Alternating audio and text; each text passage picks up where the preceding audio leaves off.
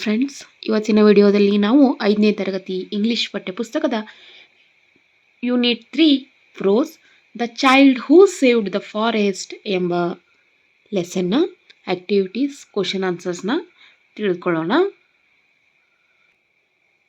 The child who saved the forest. ಮೊದಲನೇದಾಗಿ ಇಲ್ಲಿ ಕೊಟ್ಟಿರುವಂಥದ್ದು ವೊಕ್ಯಾಬ್ಯುಲರಿಯಲ್ಲಿ V1 Find one word for each of the following from the lesson ಅಂತ ಇದೆ. ಇದಕ್ಕೆ ನಾವು ಒಂದು ವರ್ಡಲ್ಲಿ ಆನ್ಸರ್ನ ಹೇಳಬೇಕು. ಅಂದರೆ ಒಂದೇ ಶಬ್ದ, ಇಷ್ಟು ಕೂಡಿಸಿ ಒಂದೇ ಶಬ್ದ ಇರುತ್ತೆ, ಅದನ್ನು ಹೇಳಬೇಕು. ನೋಡಿ, a place where wild animals live. ಕಾಡು ಪ್ರಾಣಿಗಳು ಇರುವಂತಹ ಜಾಗ ಏನಂತೇವೆ ನಾವು? ಫಾರೆಸ್ಟ್, ಕಾಡು. A thing or person liked very much. ಒಬ್ಬರು ನಮಗೆ ತುಂಬ ಇಷ್ಟ ಆಗಿದ್ರೆ ಅವ್ರನ್ನ ಏನಂತ ಕರಿತೀವಿ? Favourite. To come back, return. To write back, reply. ನಾವು ಒಂದು ಪತ್ರಕ್ಕೆ ಮತ್ತೆ ಅದನ್ನು ಹಿಂದಿರುಗಿಸಿ ಪತ್ರ ಬರೆಯೋದಕ್ಕೆ ರಿಪ್ಲೈ ಅಂತ ಕರಿತೀವಿ. Wear there is no danger, ಅಪಾಯ ಇಲ್ಲದಿರುವಂತಹ ಸ್ಥಳಕ್ಕೆ ನಾವು ಏನಂತೀವಿ? Safe. Rearrange the letters to get names of different trees ಅಂತ ಇದೆ. ನೋಡಿ, V2 ಅಲ್ಲಿ rearrange the letters to get names of different trees ಅಂತ ಇದೆ. ಫಸ್ಟ್ನೇದು KAO ಅಂತ ಇದೆ, ಇದು ಓಕ್ ಟ್ರೀ. ನೆಕ್ಸ್ಟ್ ಇರೋದು ಬ್ಯಾಂಬೂ ಟ್ರೀ, ಓಕ್ ಟ್ರೀ, ಹಾಗೆಯೇ bamboo tree.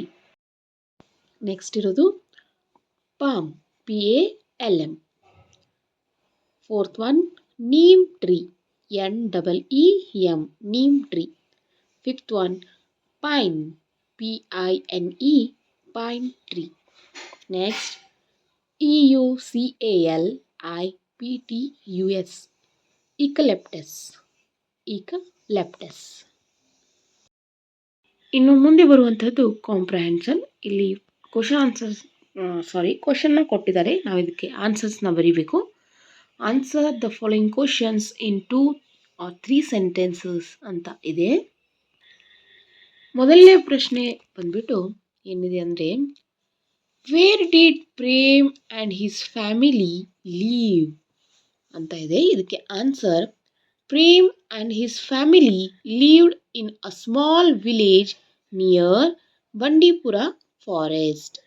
Prem and his family lived in a small village near Bandipura forest. Next question, why was Prem sad? Answer is, Prem was sad because he heard that many trees in the forest will be cut down. Prem was sad because he heard that many trees in the forest will be cut down. Next question is, what did Prem and his friend Nasreen do to solve the problem? Answer is, Prem and Nasreen decided to write a letter and approach the authorities concerned to stop the cutting down of trees. Prem and Nasreen decided to write a letter and approach the authorities concerned to stop the cutting down of tree. Next question is, whom did they write a letter to?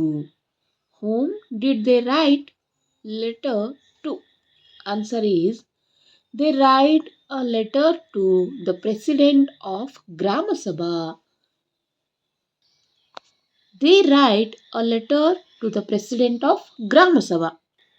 Next question, what was the complaint about? The complaint is not cut the trees of the forest.